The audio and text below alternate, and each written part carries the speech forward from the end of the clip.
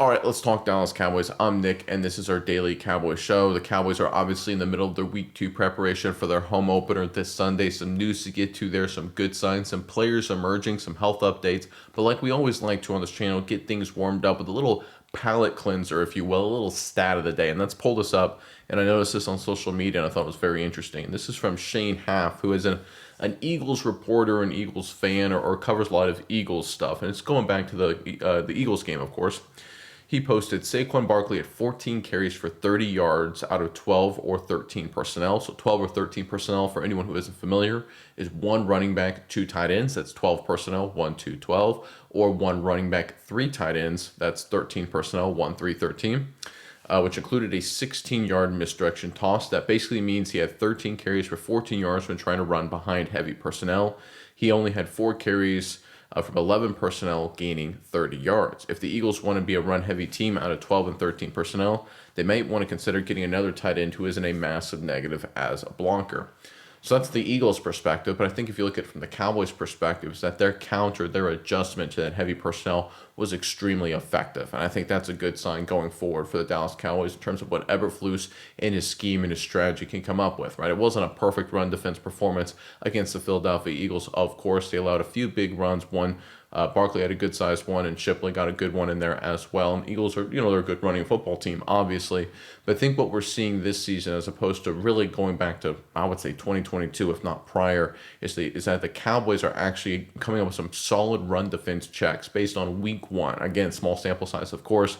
Remember 2023, right, when you have a safety playing linebacker. 2024, of course, was just a horror show stopping the run for the most part of the season. So far, one game sample size with Eberflus. He has some good checks, good responses to run-first personnel packages that absolutely eviscerated the Cowboys in the past. We'll have to see what they do going forward, of course. But again, just another data point to indicate that Eberflus doing a good job trying to address the biggest weakness schematically of the Cowboys defensively, which of course is stopping the run inside. All right, let's get to the news here. All right, so this is from a piece from Joseph Hoyt. He said the Cowboys drafted Marshawn Kneeland in part because they saw a younger DeMarcus Lawrence. Now that he's in charge of replacing D-Law, Kneeland is showing lessons learned from the former Cowboys defensive end. The league knows how talented he is.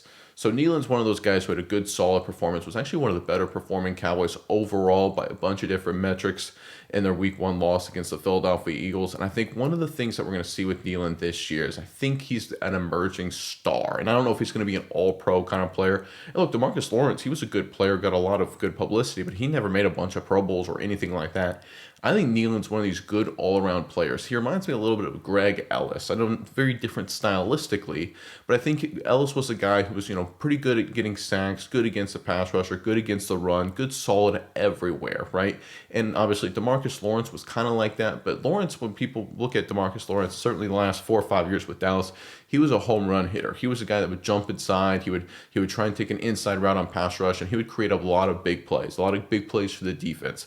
But he was a bit of a gambler, right? He would give up outside contain a lot. He would allow the running back to bounce it a lot. The Ravens and the Saints last year, for example, had field days against them because he was able to, he tried to jump inside and create plays or jump around blocks to create plays and didn't do it, right? I look at Kneeland as a more fundamentally sound player, a guy who's more about doing your job and then making plays in the framework of his defense. Again, that's what the Cowboys are trying to do. We saw it in Week 1, need to see it going forward. Of course, want to see him continue to develop, but the reality is he's off to a good start, and that's a good sign for the Dallas Cowboys, because if you look at this young defensive front, and of course with Parsons leaving, and we talked about it yesterday, that their pass rush in terms of pressure percentage was top 5 in Week 1, which was shocking in terms of percentage of pressures generated as a function of quarterback dropback. So they did pretty good in that regard. Run defense wasn't terrible. I brought up the first stat today.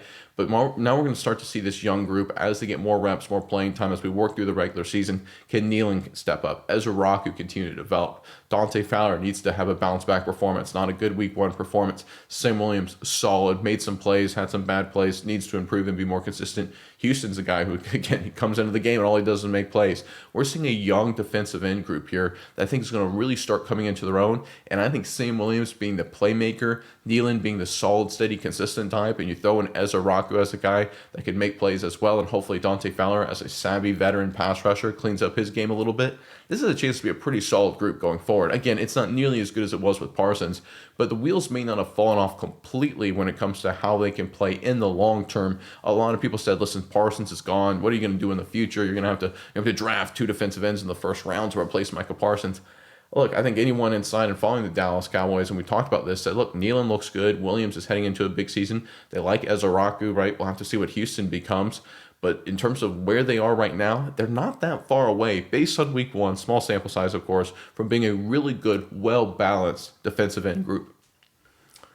All right, next report here. This was interesting. So Patrick Walker at Voice of the Star, who's a phenomenal follow. Highly recommend him on social media. He looked and noticed that Kenny Clark's week 1 get off was 0.89 seconds, right? And then someone replied, what does that rank him among defensive tackles? And so Walker actually outlined it. So they get off of week 1. So Kenny Clark, 0.89. Chris Jones, obviously the all-pro superstar for the Kansas City Chiefs, 0.87. Dexter Lawrence, 1.18. Quinton Williams, 1.19 seconds. And he said, seems good. Yeah, this is one of those things where people talk about Kenny Clark, and we talked about it the other day about how Dan Campbell said, listen, we're not exactly thrilled to have to go against Micah Parsons twice a year, now he's in Green Bay, but we're excited that we don't have to go against Kenny Clark, because he's an all-around, solid, steady performer, just a disruptive force. You can't really, the thing about defensive tackle position that makes it very interesting, it's harder to game plan for than a pass rusher, right? You can have a chip on an edge rusher all the time, you can slide protections, you can, have a quick passing game, but in terms of a run defender, defensive tackle, in terms of pass pro, there's not a whole lot you can do, right? Because a defensive tackle, I mean, it's just right in the middle, run over the football, right? Just being a destructive force right off the snap, getting penetration. It's really tough to game plan for it. That's why being really good at that position is absolutely critical. If you look at championship teams, the Eagles, the Chiefs, the Patriots historically, right? They were very, very good. The Rams won the Super Bowl with, guess what? Aaron Donald, right? It's one of those things where if you can be really good at defensive tackle inside, you can be a really, really good football team, because there's not much you can do to game plan for it. Kenny Clark, his get off is a welcome sight for the Dallas Cowboys defensive line.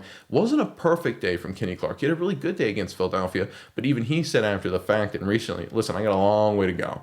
And I know a lot of people said he did very well, and Jerry Jones specifically, which we'll get to in a second, but I think he only scratched the surface of what he can do with the Dallas Cowboys, which is obviously a very good sign for the Dallas defensively. All right, next report here. This is again from Patrick Walker saying Trayvon Diggs is ready to play a full workload versus the Giants, per Jerry Jones to 105.3 The Fan. The All-Pro played a little less than half the defensive reps for Cowboys versus the Eagles, and they targeted him 0 times.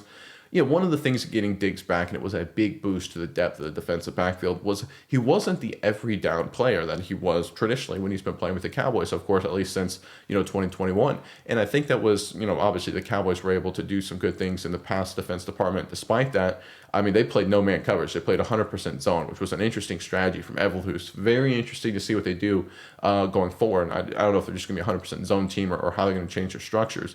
But I think a big part of that was they didn't know what to expect from Kyer Elam. They didn't know what to expect from Trayvon Diggs. There may be a little bit more man-on-man coverage going forward. I think they're going to have to mix it up, of course. Going to be very, very curious to see what the Cowboys do going forward. Again, Jalen Hurts was a scrambler. They probably played some zone to try and help mirror him. Unfortunately, it didn't work out in the first half because they couldn't contain rush lanes. But I think going forward, getting Diggs more reps, more playing time, it kind of solves the problem of this short-term issue with secondary depth if they can stay healthy, right? Big knock on wood thing there. Because the cavalry is coming with depth at secondary. You got Butler, you got Carson, you got Revel coming into the fold, right? This is a Cowboys secondary that by the second half of the season, right, post-Thanksgiving, when Overshown returns, when the secondary has full depth, right, you're going to see a young defensive line. We're going to see Nealon, Williams, Ezaraku with a lot of reps, really figuring things out. Leofau hopefully getting more reps, really figuring things out. There's going to be a lot to like with this defense going forward, especially an offensive line starting to gel too. So if you look at this team, again, and I've said this a number of times, I think the first half of the season is going to be some little inconsistent, some struggles, a lot of up and down, a lot of volatility. I mean, they played well against Philadelphia, but I think there's going to be a lot of bumps along the road here, if I'm being totally honest. But I think we're going to start seeing the second half of the season, especially as guys come back, the real image of this team come forward. And I'm excited to see that, especially if Overshown can return and be just part of the player he was in the past. That's something I'm really looking forward to. But again, Diggs, credit where credit is due, was ready to play some week 1 and ready to go full go week 2. Good job on him and getting ready and getting through his rehab there. All right, next report is from Nick Harris at the Fort Worth Star-Telegram. He kind of posted 2 tweets here. We'll focus on the bottom one first. He said, Cowboys owner / GM Jerry Jones on 105.3 The Fan on a potential CBA, collective bargaining agreement violation in negotiating directly with players on contracts. There is no violation, period. I have all of the authority in the world. The player has all of the authority in the world to negotiate directly with me. And then he said, if there is a fine by the NFLPA, anything related to the Micah Parsons negotiation, he'd multiply it by 100 and donate it to the Salvation Army. So we'll get into the violation or non-violation here in just a second. But I will say, I'll give credit where credit is due to Jerry Jones. He is a masterful use of the media, right? He does this so good, right? He has that Netflix documentary dropped before the season talking about the gambler and his Cowboys right before he trades Micah Parsons, right? It's one of those predictive programming things where it's like he it wasn't exactly the most favorable documentary of all time. It wasn't like negative, but it was pretty fair. I'll say it was right down the middle in terms of its treatment of Jerry Jones, some positive, some negative. But again, he gets him in the media, gets him talking. People sit there and say, Jerry Jones, yeah, I see he's got a few points here. And then he goes out and there's some talking heads. They're like, oh, this is a violation. He's doing all these bad things. The negotiation with the player is bad. He says, listen, if it's bad, I'll donate millions of dollars to charity. Like, it's one of those things where it just wins the moment, because how do you argue against that, right? It's just one of those things where, remember when Ezekiel Elliott, right, jumped in the kettle and they threw the flag, and in sportsmanlike conduct, and it jacked up donations to the Salvation Army. The people that come off are the officials. Even if that was technically unsportsmanlike conduct, I don't think it was, but say it was. The people that come off as the real jerks are the officials, because it's like, hey, we're trying to raise money for charity here. Why are you making a big deal about it? And here Jerry Jones using that same tactic. It's good marketing. Now, in terms of the violation, there's been a lot of reporters that I trust. Dan Graziano, I think, comes to the top of the forefront. He was one of the guys who reported on this. He said, listen, there is nothing that prevents a player from negotiation with the coach. The NFLPA cannot compel a player to negotiate with an NFLPA registered agent, right? That's just a fact. There's some people that sit there and say, they try and use backwards logic. These are people that don't live in the real world. They've never lived in the real world. They sit there and say, well, the NFLPA is the governing body of players, and they delegate negotiation authority to NFLPA certified agents, so therefore not negotiating with an agent is a violation of the CBA. But that's not how it works. What the NFLPA does by this collective bargaining agreement is they do sit there and say, listen, as the NFLPA, we're not going to negotiate on the behalf of every single player. We're going to have these registered agents, these certified agents that players use, and that's who you negotiate with if the player so chooses. But the player can always choose to not negotiate with that. The player is by no means compelled to do it. And I think that's the important distinction here. And I think that's why there won't be any violation. There'll be no fine, because Micah Parsons very clearly entered into a negotiation. He may not have viewed it as such, right? But that's, like we talked about it numerous times, that's a Parsons thing, right? He took, whether Jerry Jones took advantage of him and the weirdness of the situation, that's all fair. We talked about that a lot. Don't have to go back into detail there. But it was a negotiation. Anyone who's been involved with any sort of lunch meeting with your boss's boss, know there's some sort of negotiation happening. That's just a fact of life. And the reality is, it's not a violation. And again, even if the NFLPA tries to fine Jerry Jones, winning the day here, because he's basically saying, you fine me, I'm donating millions of dollars to charity, no problem. It's good marketing. It's good PR from Jones's perspective. All right, next story here. This is also from Jerry Jones. John Machota from The Athletic reported, Cowboys owner Jerry Jones on 105.3 The Fan said Dak Prescott and Kenny Clark received the highest grades on the team versus the Eagles. I always take Jerry Jones' comments here with a little bit of grain of salt when it comes to grading and things like that. But I do think this is a good PR, good job by Jerry Jones at the top of the organization. And I mean, we talked about Schottenheimer, talking about the players that stood out before. Jerry Jones, very good, again, managing the public, working with the public. Shouts out Dak Prescott. Dak Prescott's the leader of the team. He's the veteran. He's the face.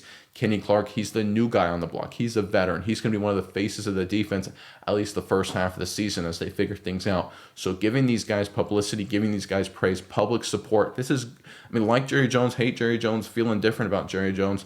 This is actually really good CEO level leadership, right? You want to call out and publicly support your two veteran guys, right? Regardless if it's true or not, it doesn't matter. This is how you want to do it. You don't want to sit there and say, the rookie undrafted guy who got 12 snaps, he did really good. No, your two leaders, your two veteran guys, call them out publicly, right? Get the attention on them, because there's also going to be the most criticism. There's going to be all eyes on Kenny Clark because he was part of the Parsons trade, so he's going to have a lot of eyeballs. There's going to be a lot of eyeballs on Dak Prescott because he's the quarterback and because a lot of people hate Prescott. Jerry Jones publicly supporting him. Again, good CEO level leadership here, giving support behind his most visible guys going forward. It's the right approach to take. And talking about grades here, I want to end on this because I think this is very, very interesting graphic right here I saw on social media. So what this is is a pass protection graphic right here. And this is where getting into the analytics and PFF and all these advanced data points gets very interesting. So you have the PFF grade at the x-axis, the bottom, and you have the win rate via ESPN. So you got two different analytics. So this is from a pass protection offensive line perspective. And you can see here, there's a lot of discontinuity. So the PFF grades by some teams, right, were really low, but the win rate was really high, and vice versa, right? So you can sit here and look at this and say, well, the PFF win rate for the New England Patriots, you can see on the bottom there, they were above average in terms of PFF grade, but their win rate per ESPN was, near the very bottom. Same thing with the Seattle Seahawks, right? Their PFF grade was outstanding, but their win rate was terrible. And then you look at the Dallas Cowboys in the top left. They're probably the most striking example of it, where their PFF grade overall as a pass protection unit, not great. But their win rate per ESPN was a top quarter of the National Football League. So this is where we get into advanced data, and this is where there's a lot of debate on this topic right now. And when it comes to PFF, I think I'm coming around to this opinion. I've kind of always sort of said this, but I think it's definitely coming to fruition this season. Game-by-game analysis of PFF doesn't work, right? It's too volatile, it's too inconsistent, it's too impartial. How you grade a win versus loss, right? If the analogy I always use when it comes to PFF is that if a receiver is covered and a quarterback throws a good football, he gets a 9 out of 10, right? And if it's a timing route, let's just say it's a post route, like the famous bang 8 route to Michael Irvin. I've said this before, but if he runs a good route and he's covered and the receiver quarterback hits him in stride, good throw, timing route, first down, move the chains, quarterback gets a 9 out of 10. But if it's the same route, same concept, and the DB just happens to slip and fall, quarterback doesn't know, you're supposed to timing route. Because the DB slipped and fell and the receiver's open, now PFF gives him a 7 out of 10, right? They say it's a 20-point worse place, 90 versus 70. Why? Everything else was exactly the same. It's not the quarterback receiver's fault that DB slipped. So that's one of the things, again, PFF is very flawed on a game-by-game basis. I think some of those flaws smooth out over the course of a season, but I think looking at PFF data, game-by-game, snap-by-snap, I think that's showing itself to be a flawed methodology. I'm still not anti-PFF. I think they're good data points, but as we get more into the regular season, as I look across the National Football League and I see guys that, the performances are so wild. One guy misses a tackle and their grade just plummets or something like that. I think over the course of a long season, that's where it makes more sense to use data like Pro Football Focus. All right, that's the news for today. Let's get into the comments. A lot of great comments. We're going to start, as we always do, with the member comments. Again, if you're a member, I will always respond to your comments first, and I will hit every single member comment every day. That is my promise. So if you want to support this channel, and I'd really appreciate it if you do, consider becoming a member. There's a link in the description box below. But without further ado, let's go and jump into this first one. This is from David Dobbins, 5887, talking about Jadon Blue likely being inactive again. Sanders playing over Blue. He said, paralysis through overanalysis. The number one trait I need for my running back is the ability to run. Sanders can't run, full stop. Well, I think you also have to find, and I know I said this yesterday, but I'm going to harp on this. You need to have a guy that understands the offense, a guy who can pass protect, a guy who can catch the football out of the backfield, right? Let's use the quarterback example. The most important trait for a quarterback is to throw the football, obviously. But if you have a laser rocket, just a beautiful arm and can make every throw at an elite level, but you can't read the defense and you can't hit the check down, then you're not going to play. Look at Anthony Richardson for the Indianapolis Colts. He has every physical tool you could ever imagine. His arm talent is off the charts at the quarterback position, but he can't read the defense, right? He can't execute the offense. It's a very similar kind of concept with Jadon Blue. You got to get to the point where you can execute the offense. I agree, and I think everyone agrees with this. Blue is far more talented a runner than Miles Sanders, and probably will get more playing time going forward. But you got to get in the playbook. You got to get in the film room. You got to understand the offense, and you got to get pass protection down. I think that's where Schottenheimer's at. And I agree with him when it comes to that decision. All right, next member comment here, Robert Bass, 3667, said, Nick, what are your thoughts? Mickey Spagnola for years has said PFF grading is impossible. How do you grade every single play of every single player of every single team over 17 games? It's a very good point, and I just kind of talked about it, but I do think it becomes a very biased. What is a win? What is a loss? What's a good play versus a bad play, right? It becomes one, and even coaches, right? Anyway, so I played FCS football, Division I AA football, and I went through a coaching change 1 year prior to my senior season, completely different staff. So if you look at how coaches would grade and evaluate player performance on a game-by-game basis, we're talking Division I AA coaches, smart guys who know what they're doing. Their careers are based on it, and completely different methodologies, completely different approaches. What was a win versus what was a loss? I mean, night and day in some instances. One coach would look at this one play and say, this is a loss. Another coach would look at that exact same play, how it all happened, and say, that's a win for that player in question. So it's very biased. It's very impartial. The one thing with PFF where I give them credit is they at least try, and it's at least a data point. But you're not going to go through every single play and effectively grid it. You're just not. And people will shout it out all the time where there'll be a receiver who runs a great route and gets wide open, beats a corner, and those PFF will say, well, he had a 0%, get open percentage or whatever their metric is. I'm like, well, how does that happen? Here's like 2 examples from Sunday, and you said he didn't win a single route. They're not perfect. They miss a lot. They're very, very flawed. But over the course of a long season, I think some of those flaws can smooth out a little bit. And I think that's where PFF is much more useful when you look at a full season. But even then, they can be very flawed, right? So because there are some guys, let me put it this way. If you're an ugly football player, you do the ugly work, the dirty work, things like that, interior defensive lineman, and you're not a guy that gets 16 sacks. You're not Aaron Donald that has just an amazing repertoire of moves, and it's so obvious you're really good. You're never going to grade well, right? If you're a guy that flies around sideline to sideline and you're trying to make a million plays like Overshown, right? One of my favorite things about Overshown when it comes to PFF grades is we saw this last year where he would grade, he'd have a really good game but not grade so well. Like, what happened?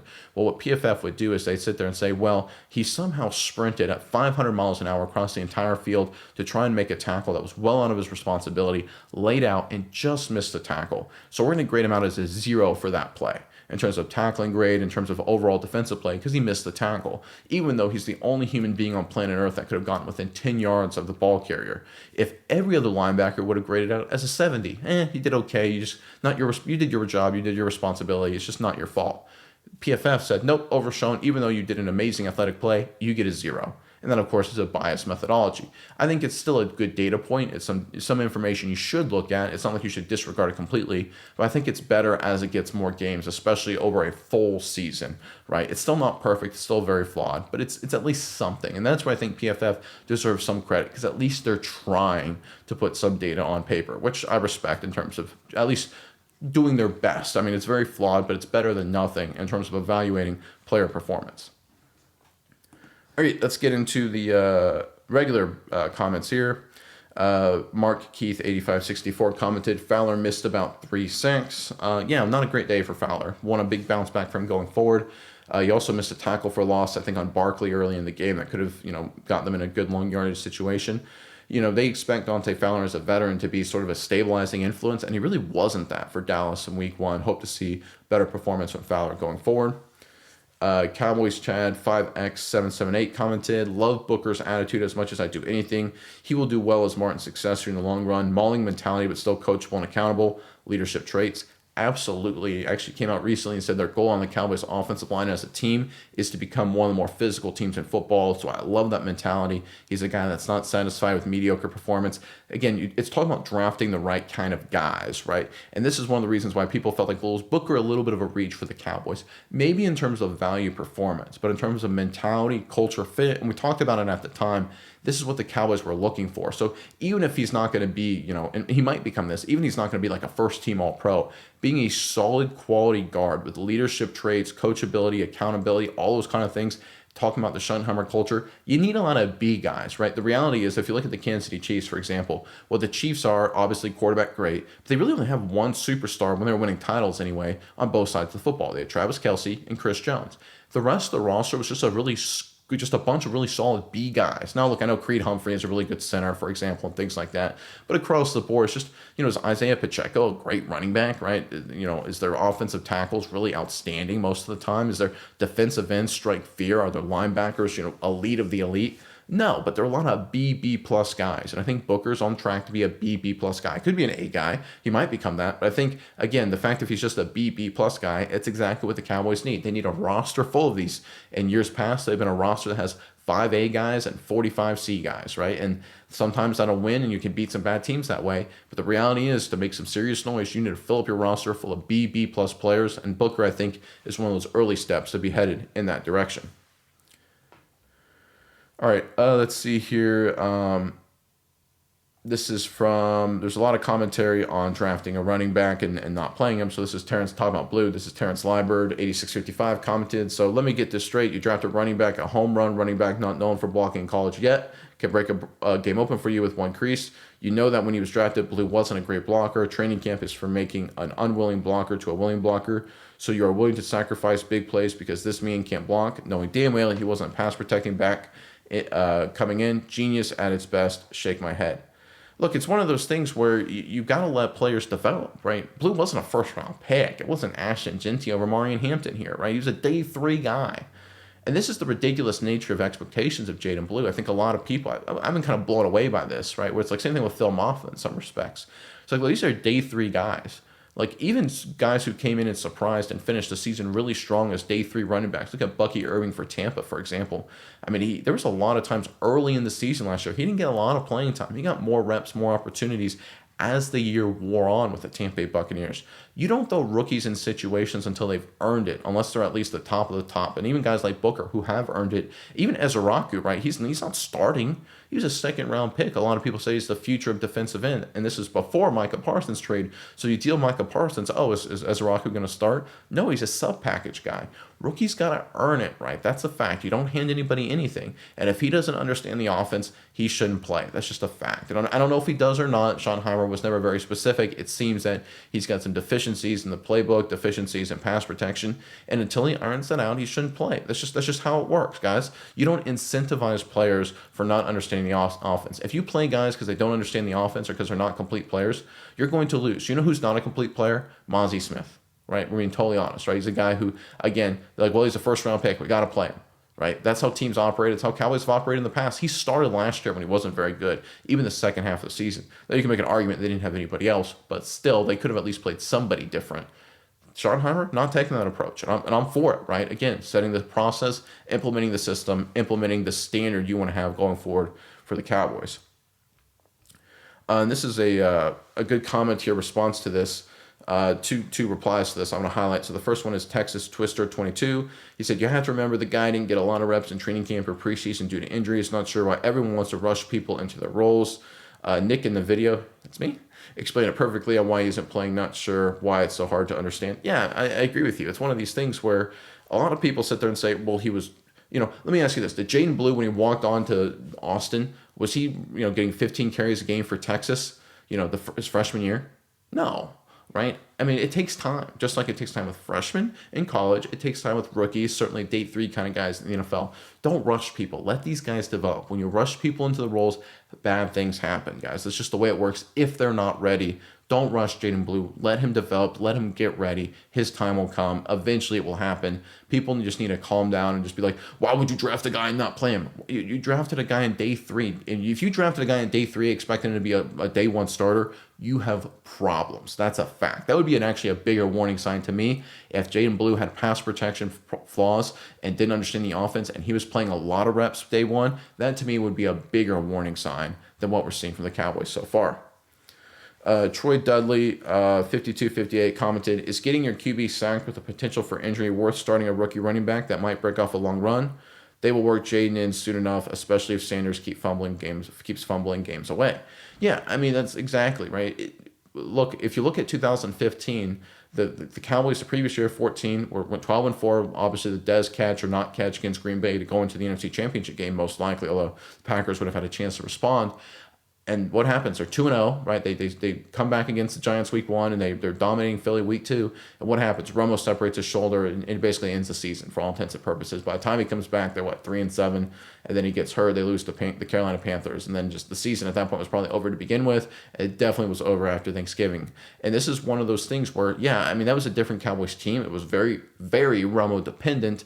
They had a great offensive line, but a lot of it was structured for Tony Romo. But the reality is, when it comes to any team, any success, if your quarterback goes down, you're screwed, right? Whether you're trying to win 4 games or 14 games, doesn't matter. Your running back has to pass protect. Are you willing to sacrifice an entire season?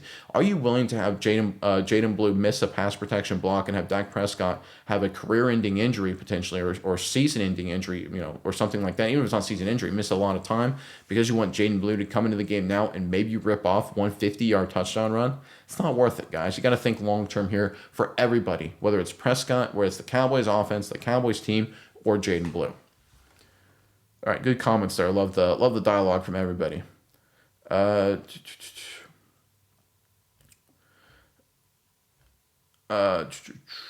a lot of comments on Jaden Blue. There's one comment here. Hugh Caption said, "I wonder how much Jerry Jones' interference is handicapping Schottenheimer." I think none right now. Listen, Jerry Jones didn't interfere with Mike McCarthy, at least in terms of day-to-day operations. He trusted McCarthy. He interfered, I think, a lot more with Jason Garrett, I think. Certainly was a little bit more active with Wade Phillips. I think he's giving Schottenheimer a little bit of space here. He likes what Schottenheimer is doing. Jerry Jones was a big part of this change, this culture shift, because he saw what was happening with Dallas and, of course, the Parsons trade. He knows some big things needed to happen, and he's willing to give it time to let it happen. This is from Cap'n Comeback 2023. One of the deepest running back classes in the last draft, and Dallas waited until the 5th round to take it back. He probably won't play till week 4 or week 5 and won't start until week 8 or later. If then, should have taken a really good running back in the 3rd round who would have beaten out Miles in training camp. Yeah, it's one of those things, right? It's always a tough situation. I think a lot of people wanted the Cowboys to go running back a little earlier in the draft. There's no guarantee of success, though, right? It's a tough deal. I think when you look at taking Blue when they did, I think it was not a bad spot. Listen, there's a reason you brought in Javonte Williams, right? You have Hunter Lipke, who's going to do things as a fullback, and you bring in Miles Sanders to be the change of pace, pass protection, veteran back for the first half of the season, right? Listen, I've talked about this before. The Cowboys are trying to figure things out. I know people don't like the rebuilding term, but they are, right? You don't trade away your best player. I'm not saying they're trying to tank. I'm not saying they're trying to lose every game, but they're looking towards the future. They're orienting this team not to 2025, guys. They made that very clear. If you were trying to win in 2025, you wouldn't trade away an all-pro player like Micah Parsons to get draft picks and draft cap space for the future. You wouldn't do that. It's clear they're not trying to lose this season, but it's clear they're orienting their team till really 2027, if we're being honest, maybe 2026 at the earliest. And that's one of the reasons why they're not rushing Jaden Blue, and that's the reason for a lot of their draft picks. They picked a first-round talented corner who had some injuries in the 3rd round. If you're trying to win now, would you take a corner that had very little chance of playing until a guy in Revel, right, who wasn't going to practice all training camp? No, if you're trying to win now, you would take a guy who can contribute right away and get reps in training camp. The Cowboys are telling you what their plan is. They're being very vocal about it. Guys just got to listen a little bit. Let's see here. BMR Collects commented, I want Lipke to get a couple touches each week, take a few away from Miles Sanders and give them to Lipke. If nothing else, they can throw a few out in the flats to him. Yeah, I agree. I want to see more activity for Lipke. I was very interested in the fact that he didn't get a lot of activity in week 1. I don't know what was the case there. It's one of those things where maybe they like some personnel packages and you never really know, right? They didn't know Jalen Carter was going to get suspended, right? So they may have had, hey, we don't want to be, as tightly bunched with fullback in the box here, bring people into the box because there's already so much meat with Jalen Carter, and then Jalen Carter gets suspended and suddenly the box looks a little more vacant, and well, you already had this game plan of Lipke not getting involved, right? You never know what would happen there, but I agree, Lipke does need more touches, more activity, more snaps going forward. This is from Kevin Thomas. This is why coaches fail. The decision cost us game 1. You plan around his current skill set. Shawnee is willing to play 2 receivers that don't block. Why? Because of their big playability. Do the same with Blue. A smart coaching staff would know how to use Blue. Look what Detroit and Miami did with their small speed backs. They were not known for blocking. Listen, you're talking about Jahmyr Gibbs, right? Jahmyr Gibbs was 5 times, nothing against Jaden Blue, was 5 times the prospect of Blue coming out of school. Talking about Devon Achane. Achane literally got like 10% of their snaps this rookie year, if you're talking about for the Dolphins. Achane did not play a lot, right? He played some, but did not play a lot. And look, I want to be totally honest here. I think the Dolphins get a bad rap, but after what we've seen from the past couple of years with Miami, is that who you want to model your franchise on? And look, I like Tua, right? I don't hate Mike McDaniel in terms of an offensive coach. I like a lot of the Dolphins players, to be honest. I thought they had a pretty good draft, my personal opinion. But the reality is, do you want to be Miami? And that's the question I ask a lot of people, because a lot of people looked at this with the Micah Parsons situation. And they said, the Raiders locked down Max Crosby. The Browns locked down Myles Garrett. And I get it. Do you want to be Cleveland? Do you want to be Las Vegas? You can be those teams. Cleveland's won nothing. I'm not talking about one playoff game in 30 years. The Raiders have won one. Last time the Raiders won a playoff game, it was 2002, right? Think about that for a second. How much has changed since 2002? The hope was Chad Hutchinson, the guy for the future in 2002. This young guy, Quincy Carter, he looks like he may be something out of Georgia. Right? They got some baseball guys playing quarterback for the Dallas Cowboys. That's the last time. Bill Parcells hadn't even been brought onto the radar to coach for Dallas the last time the Raiders, well, I guess he was about to. It was the end of 2002. But Bill Parcells hadn't yet been announced as the head coach of the Dallas Cowboys by the last time the Raiders won a playoff game. Do you want to be the Raiders, right? And it's not, I'm not talking about just postseason success, just wins and losses in general. Do you want to be these teams? You can be these teams. Right? I don't want to, though. You have to take a different approach. You have to implement a winning strategy and system and process. Do I know if Schottenheimer's strategy and focus will win in the long term? I have no idea. It could not. But at least it's something different, and I think that's the right approach. This is from Providence and Patriots. I said, always about next year. Whenever they ever going to try and win this year? Yeah, they try to win this year from 2021 through 2024. They did. Right? And they had 3 12-win seasons. So it worked out to a certain extent, but they didn't win any postseason games or one postseason game in 2022. So again, they tried it for 4 years, got to mix up, got to try something different to get over the hump. Safety Screw Market commented, they have 2 first-round picks to get a real running back in here. They are not serious about winning this year. LOL. It's I think can't tell if you're being joking or serious, but I kind of agree with the sentiment there is that, listen, they have 4 first-round picks, right? There's a real chance. I'm not saying they draft a running back in the first round, but let's say they don't like Pickens. They don't like what Pickens does, and they let him walk, and they pick up a compensatory pick. So the next 4 first-round picks, you got, and plus second-round picks. So you talk about 4 first-rounders, 2 second-rounders, 6 picks over the next 2 years. What are we thinking? We're thinking defensive tackle. We're thinking wide receiver. We're thinking running back, just right there. If Leofau doesn't step up, throw a linebacker in there, Leofau or Shamar James, add a defensive tackle, and there you go. You got 1 extra pick to figure out, another hole in the roster that may come up, maybe safety at that point, right? So there you go, right?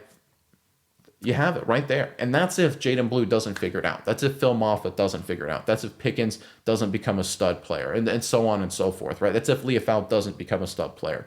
So that's where things get very interesting for the Cowboys very quickly. And I know people talk about, you're saying they're not serious about winning this year, and I know that's kind of a joke, but the reality is they have oriented themselves to the future. I want them to win this year because it's fun when they win, and it's miserable when they lose, right? It was a good performance Thursday night. It still sucks that they lost. I hate it. I know a lot of fans hate it. And look, I think it's going to be an up and down year with a lot of disappointment, to be totally honest. I think I've said this before, if they were an 8-win, 9-win team, maybe 10 wins with Parsons, I think they're worse with Parsons. That's my total opinion.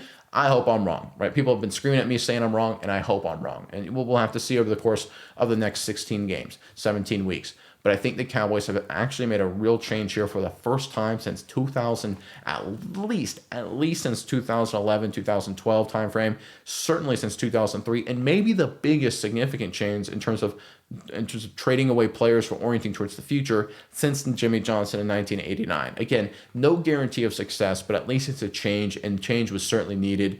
Again, I know it's frustrating to see a team that's like, why aren't we winning now? Why aren't we all in now? Because you're used to the Cowboys doing everything maximal to win right now, and it worked for 3 seasons under Mike McCarthy for the regular season, not for the postseason. You got to shift the orientation, and you got to sort of embrace the process here as we work forward to 2026 and 2027. All right, that's all the comments to get to today. Really appreciate it. Got some more news coming up over the following days as we get ready for week 2, and we'll talk about it when it breaks tomorrow morning. But until next time, I'm Nick, and this is Saturday Morning Inspection.